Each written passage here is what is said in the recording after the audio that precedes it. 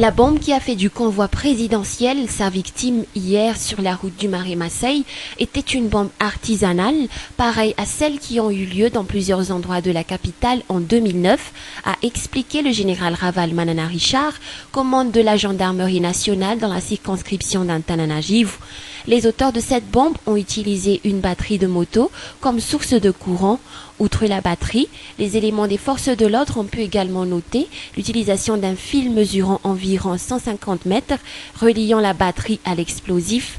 Plus d'un ont affirmé que l'objectif était vraiment de s'emparer de la vie du président de la Haute Autorité de la Transition, Andry Rajoelina, et ne s'était pas limité à un pur acte de terrorisme. D'autres ont par contre avancé que les malfaiteurs visaient le réservoir d'essence pour que la voiture tout entière explose. Selon les informations qu'on a recueillies, c'est la brigade de recherche criminelle auprès de la gendarmerie nationale qui s'emparera des enquêtes relatives à cet attentat. Rappelons que les enquêtes ont débuté hier et des indices et pistes sont déjà entre les mains de la gendarmerie nationale actuellement. La direction de la sécurité du territoire auprès de la présidence fait un appel à témoins aux personnes qui ont remarqué quelque chose d'anormal, pouvant servir et aider les enquêteurs à réaliser leur travail et mettre à nu les auteurs de cet acte.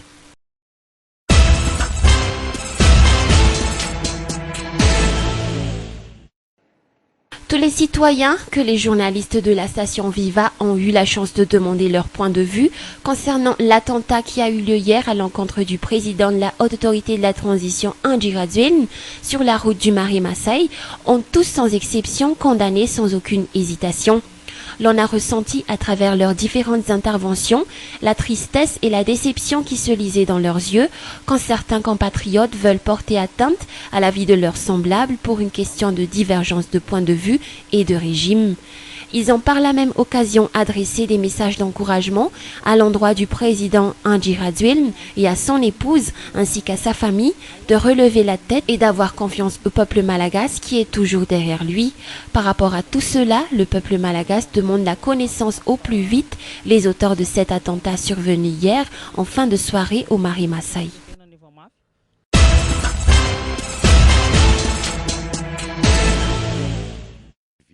Après l'attentat à la bombe manqué d'hier soir sur le convoi présidentiel, les réactions des politiciens n'ont pas tardé. Ainsi, la majorité de nos politiciens dénoncent cet acte, surtout en cette période de tension qui semble prendre place dans le microcosme politique. Pour la secrétaire nationale du parti Tanoura Malagasy-Foun, Nadlan Torkoutmav, on ne peut qualifier cet attentat que d'action honteuse, surtout pour ceux qui l'ont perpétré, tandis que le président du parti politique Fanarinan, Herman Anarasafmaïf, juge cette affaire d'action de blocage au bon déroulement du processus de sortie de crise qui est déjà entamé.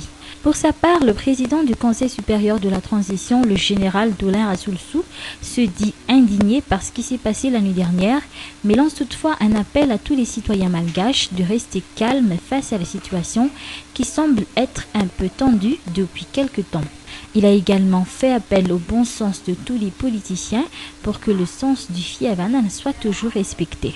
Tout d'abord, en tant que citoyen normal, citoyen malgache, et en plus président de cette institution qu'est le Conseil supérieur de transition, je ne peux, à mon nom et au nom de cette constitution, que condamner d'une façon ferme cet acte odieux qui a eu lieu hier au Marais-Marseille, à savoir tentative d'assassinat en la personne du président de la Haute Autorité de la Transition.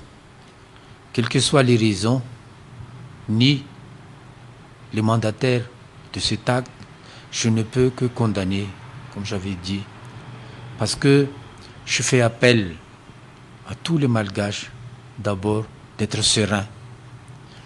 Ce n'est plus le moment de nous mettre face à face, mais plutôt de se donner la main et de regarder dans la même direction.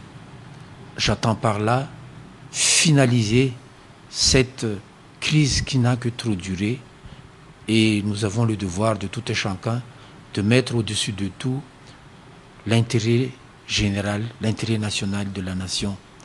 Donc je pense que le peuple malgache, que nous sommes réputés pour notre culture ancestrale, à savoir le Fiavan.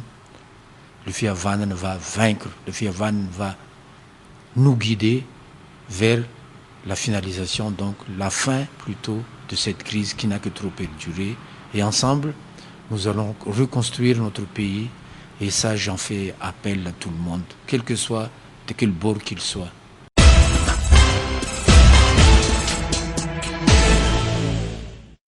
Le leader de la mouvance Ravalomanana a lui aussi condamné l'attentat d'hier survenu à l'encontre du convoi présidentiel au Marais Massaï. Il blâme et condamne de tels agissements visant à mettre en péril la vie d'un concitoyen et de recourir ainsi à la force et à la violence.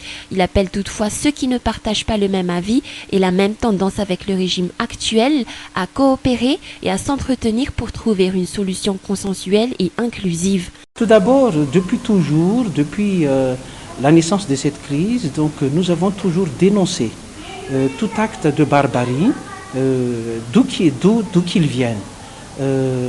Et donc nous condamnons fermement l'acte qui vient de se passer hier, et au détriment donc du cortège, du convoi présidentiel de l'HAT. C'est la raison pour laquelle nous continuons toujours à lutter à ce qu'on trouve et on instaure un climat d'apaisement dans ce pays.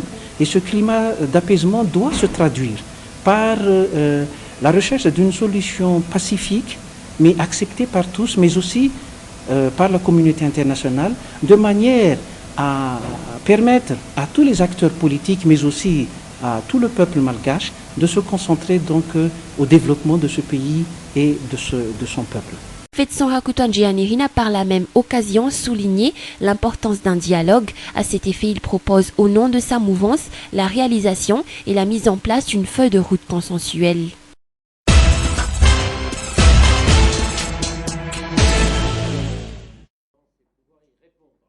Actuellement, près de 46% de la part du marché des agences de voyage et des tours opérateurs français en termes de voyage Paris-Tana est détenu par la compagnie aérienne Corsair Fly.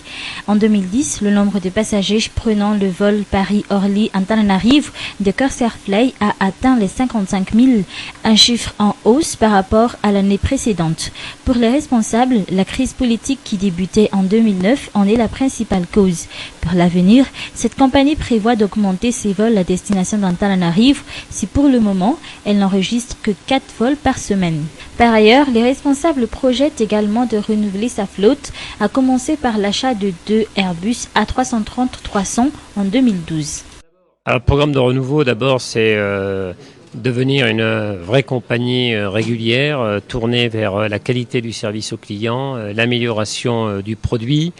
C'est un programme d'investissement très important avec de nouveaux avions, une modernisation complète de la flotte, des équipements et des fauteuils notamment beaucoup plus confortables.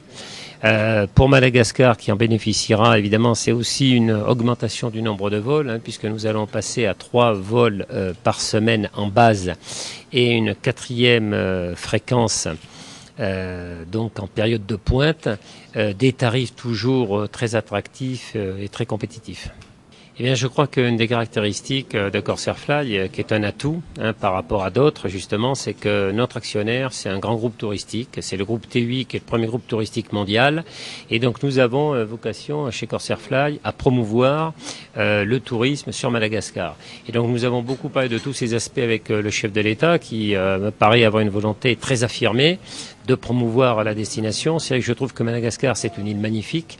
Il y a un potentiel considérable de développement du tourisme et nous avons discuté avec le chef de l'État de savoir comment nous pouvons l'aider. Nous pouvons aider Madagascar, donc à travers le groupe TUI, à travers les marques aussi connues que Nouvelle Frontière, Marmara ou Tour Inter, pour assurer la promotion du tourisme en matière de capacité hôtelière, en matière de promotion de la destination et en matière de développement de l'offre aérienne entre la France et Madagascar. En visite dans Namur, le directeur général de Corsair Fly a rencontré le numéro 1 malgache hier. Les deux parties ont entre autres discuté des éventuelles possibilités de partenariat pour le développement du secteur touristique malgache. La compagnie serait en effet prête à apporter son soutien aux opérateurs malgaches, surtout en termes de promotion de la Grande Île en France. Avant cette rencontre avec le président de la HAT, le DG de Corsair Fly avait eu une discussion avec la ministre du Tourisme et de l'Artisanat, Irène Andreas. Cette dernière qui a expliqué que le passage des hauts responsables de ces sociétés à Madagascar témoigne de la volonté des investisseurs étrangers à revenir faire des affaires à Madagascar, un retour à la normale qui ne serait que bénéfique pour le secteur touristique. En moyenne, Corsair Fly enregistre un taux de remplissage de 78 à 80% sur ses vols à destination de la capitale malgache. Durant la haute saison, il atteint les 90% contre 64% durant la basse saison touristique.